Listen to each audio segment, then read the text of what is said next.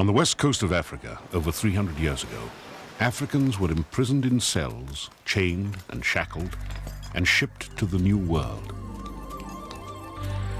Today, in the heart of downtown Manhattan, archaeologists have discovered an African burial ground, a startling and dramatic reminder of slavery in colonial New York. I'm John Rhys Davis. Join me as we unearth the slave trade. Next on Archeology.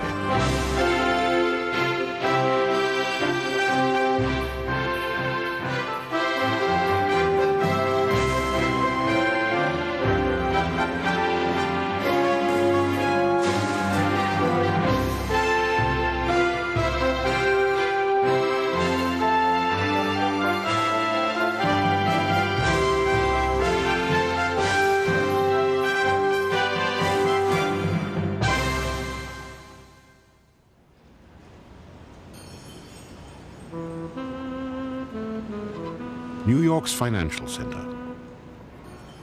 Here traders buy and sell stocks, bonds, and commodities essential to America's economy. But in colonial times, a different kind of commerce ruled the area. Once a week, at the foot of Wall Street, slaves were sold on the auction block to the highest bidder. Unable to attract European settlers to the colony of New Netherlands, the Dutch West India Company depended on slave labor to work the farms, build the buildings, and raise the fortresses that would transform the struggling colony into the permanent settlement that today we call New York City.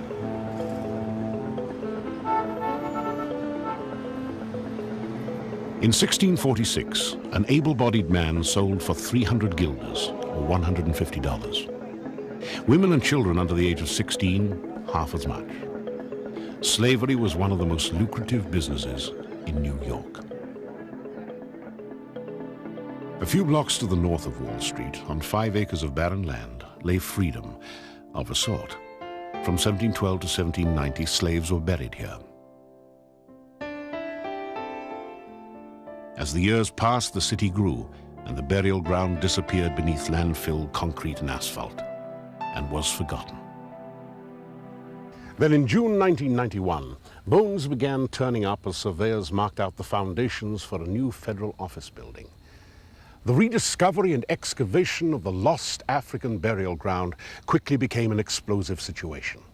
Community activists, government officials, and scientists wrangled over who would be the rightful caretakers of these sad remains and this country's African-American heritage.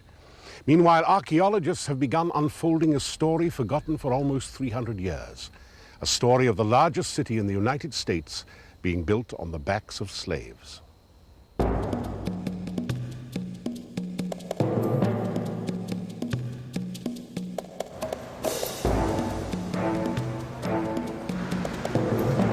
At 290 Broadway, archaeologists uncovered some of the first human remains and artifacts of human slaves ever discovered in New York.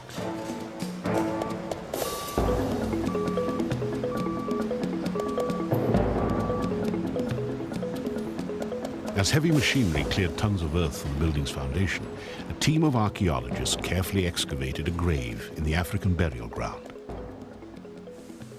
The burial ground was discovered almost by accident. A study of the proposed area indicated the presence of a burial cemetery dating to the 18th century. But no one believed it would still exist. They believed that centuries of construction had obliterated the site. The General Services Administration, or the GSA, was required by law to conduct an archaeological investigation of the historic site, but the results exceeded anyone's expectations. By the fall of 1991, dozens of graves had been identified, and by the spring, hundreds of skeletons stacked up in the ground were uncovered.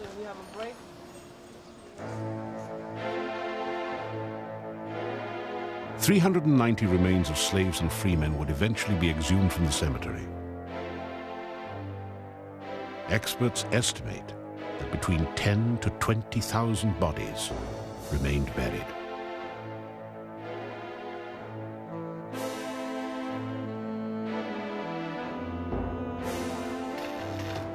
The existence of the African burial ground sheds light on an often ignored truth about the northern colonies.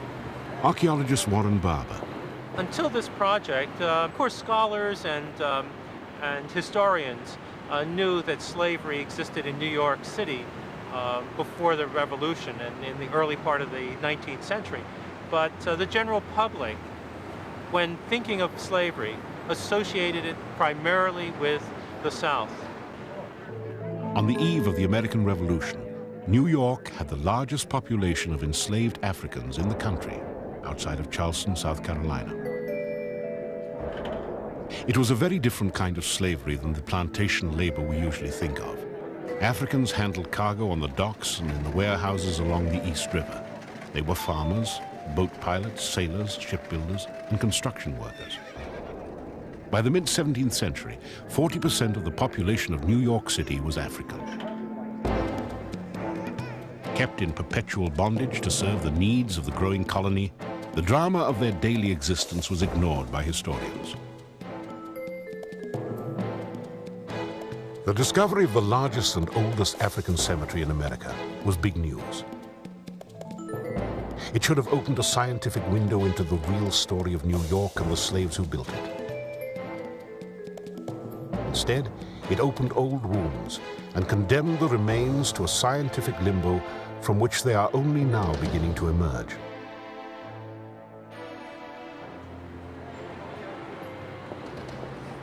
This is the first chance that enslaved and freed Africans in New York get a chance to speak through the bioanthropology and through the detailed study of the archaeology over the next 4 to 6 years.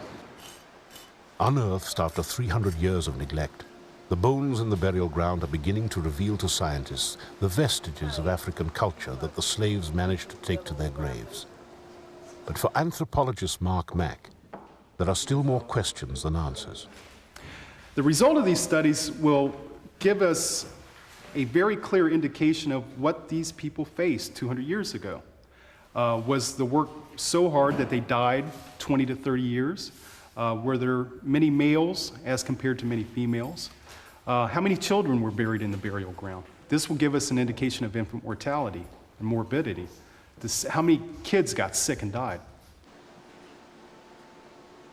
As many as 40% of those buried in the cemetery were children. One case illuminates these statistics. A baby cradled in a woman's arms is a reminder of human tragedy. Among these poignant remains are clues to African burial practices. At the time of death, pennies were placed over the eyes to keep them closed. Once in contact with the dead, the coins were considered unlucky and were buried along with the deceased. Most were laid to rest in simple shrouds fastened with metal pins. The remains of one slave was found with the buttons from a British naval officer's uniform.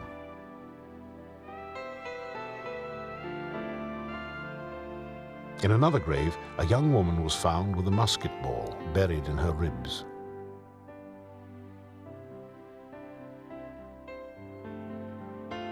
The practice of nullification, crossing the hands over the chest, helps the soul achieve balance and ensures a safe and tranquil journey to the afterlife. These rituals were followed throughout Africa, but regional differences are hard to distinguish. Here, artifacts found in the graves are more revealing. A string of glass beads around the waist of one of the skeletons points to a West African culture, where objects with reflective surfaces were revered as windows to the hereafter. Cowrie shells were symbols of a passage across the sea or the journey into the afterlife. While scientists slowly uncover treasured bits of information about the slaves, the big questions remain unanswered. Who were they? Where did they come from? Uprooted from their homes on a continent thousands of miles away and 4 times the size of the United States, untold thousands of Africans would lose one of their most cherished possessions, their identity. Michael Blakey, project director and biological anthropologist. People want to know where they come from, and somehow this defines them in a particularly powerful way. For African Americans, the origin question takes on another dimension, a very specific dimension. I, for example, don't know what my real last name is. My name is Blakey. The name that carries back to my African origins has been lost. The busy seaport town of Elmina, on the famous Gold Coast in West Africa, flourishes despite its chilling past.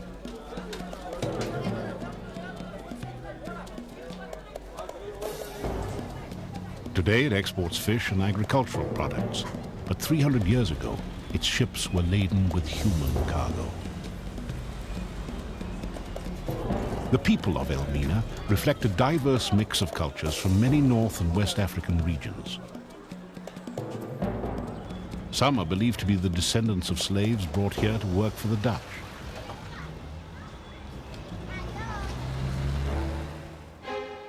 At Fort Elmina, the headquarters of the Dutch West India Company, Africans bought by white slave traders from African merchants and kings were rounded up like cattle, branded, shackled, and herded into dungeons to await shipment to the Americas.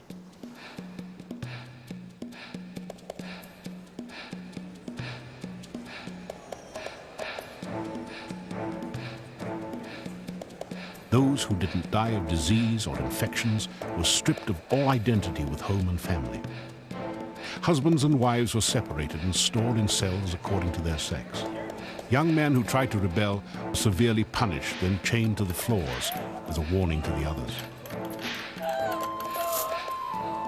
Viewed as commodities, their age, sex, and physical condition were all the information that was recorded. Archaeologist Christopher de Course is an expert on the slave trade. Europeans didn't write about where slaves came from. They were concerned with getting the slaves to the New World. They were concerned with what the slaves' work would be in the New World. But they didn't record where the slaves originated. All we have is sometimes very vague and often very imprecise records of what ethnic group, what cultural group they may have belonged to.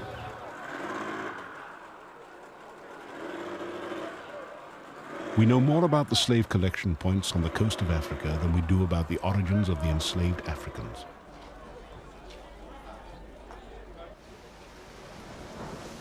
The English, French, Swedes, Danes, Germans, and Dutch established more than 50 of these forts. The slave trade stretched from the Senegambia in Western Africa, down around the coast across the modern countries of the Ivory Coast, Ghana, Benin, into Nigeria, and then southward to Angola. From this vast mosaic of regions and cultures, Africans were thrown together with no regard for their diversity. The African cultures that existed in these different areas in the last 500 years had many, many different worldviews, different religious beliefs that they brought with them. They spoke different languages, and all these people were mixed together and transported to the New World. When a slave ship was ready to be loaded, men, women, and children were pushed through these tunnels towards the waiting ship. At sea, the Africans were jammed together shoulder to shoulder, what slavers called close packing. Below the deck, the air reeked of excrement and disease. On the 8th day at sea, slave master Richard Drake ended in his journal, I took my round of the half deck, holding a camphor bag in my teeth, for the stench was hideous. The sick and dying were chained together. I saw pregnant women give birth to babies while chained to corpses which our drunken overseers had not removed. The blacks were literally jammed between the decks as if in a coffin. On transatlantic voyages lasting 2 months or more, a death rate of 25% was common. Even so, slavery was good business.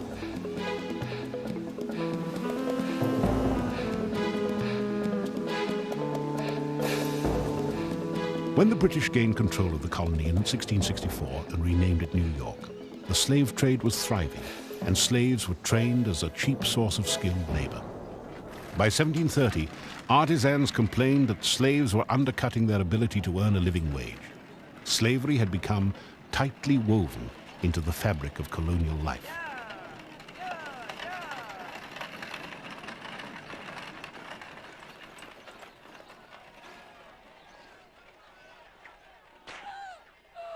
To keep the blacks in submission, floggings were frequent and harsh.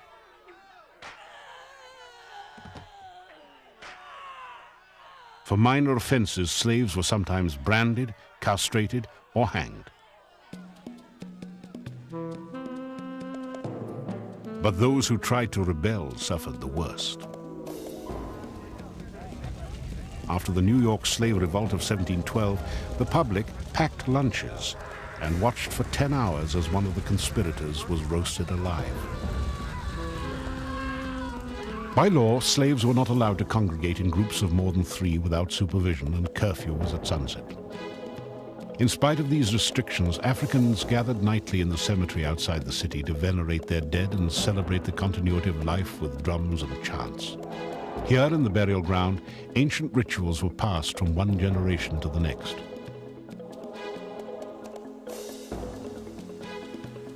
Today, the burial ground is a testament to the thousands of slaves who toiled and died to build New York.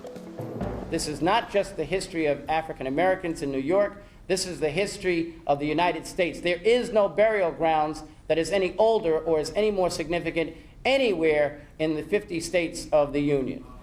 For 18 months from the discovery of the burial ground, the African American community tried to get the General Services Administration to call a halt to the construction on the site until a preservation plan could be formulated. But for 18 months, their pleas were ignored.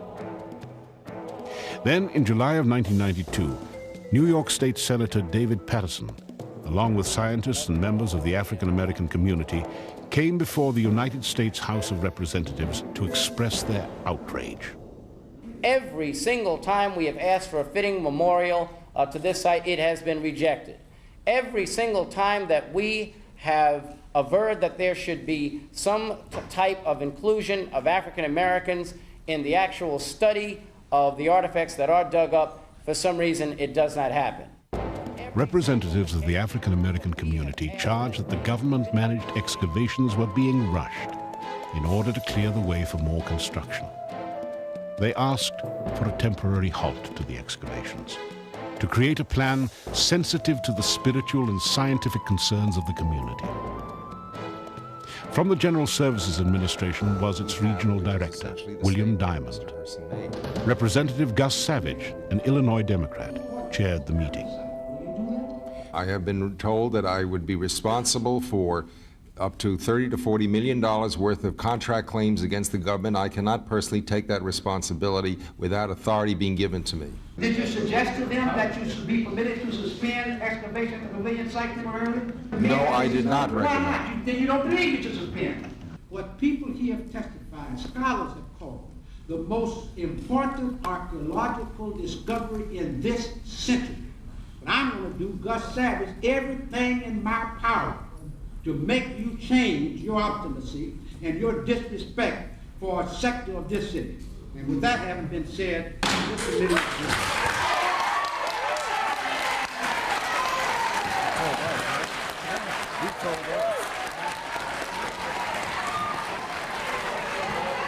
Gus Savage ordered a temporary halt to the excavation.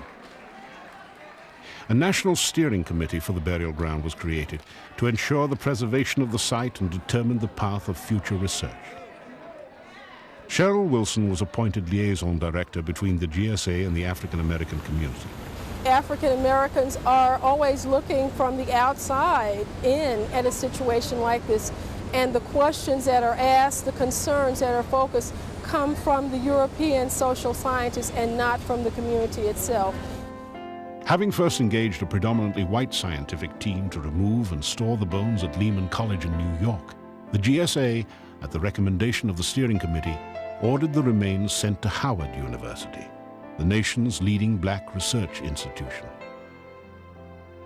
The first shipment, packed with extraordinary care by art conservation experts, arrived in September of 1993. Over the next 5 years, a team of more than 40 anthropologists, archaeologists, geneticists, and historians hope to shed light on the lives of the people of the African burial ground and provide a glimpse into what cultural practices survived. The cultural practices of the society of which this person was a member is reflected in the skeletal biology, in this case, the teeth. One can see that the central maxillary incisors have been filed on the occlusal and medial surfaces. For his society, this was a sign of beauty. This is common in both West and Central African societies. Deformed teeth are evidence of another common practice, also found among the slaves, pipe smoking. Here the teeth have been etched or ground away over a long period of time by the constant use of a pipe. Clay pipes have been found in archaeological digs in West Africa, suggesting that Africans were already familiar with the custom, and some may have brought it with them to the New World. Fatima Linda Collier-Jackson is an anthropologist. Well, what we hope to do with the African burial ground material is to focus on the extent of diversity within the population. We want to look at the relationship between specific individuals and populations currently in Africa, as well as specific regional groups of African Americans. Not surprisingly, Africans from different regions are genetically diverse. By comparing the DNA of those in the burial ground to the DNA of living Africans, scientists may be able to determine where the slaves came from.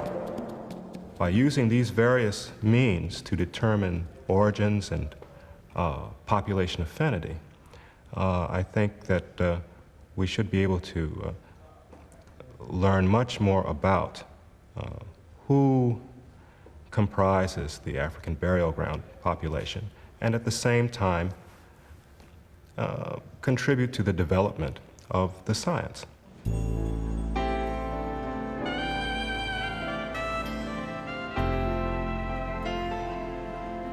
And although construction of the federal office building continues, in October 1992, a presidential order forced the GSA to cease construction of a portion of the project. By executive order, $3 million was approved for a museum to honor the African Americans of colonial New York. And on March the 4th, 1993, the African burial ground was designated New York City's first below-ground landmark. And on April the 19th, it became a national historic landmark. Today, colorful murals painted by elementary school students commemorate the site and the history of slavery.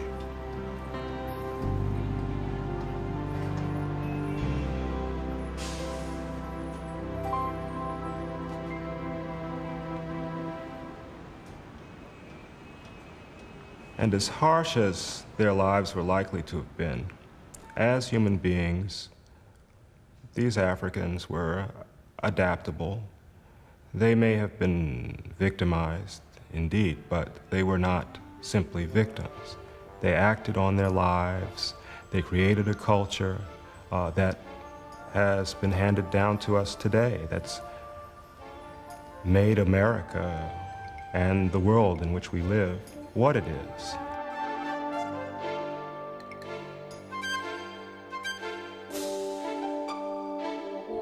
The African burial ground and its long-forgotten remains give mute testimony to a time that many of us would rather forget. A time when the prosperity of the American colonies, both north and south, was paid for in human bondage.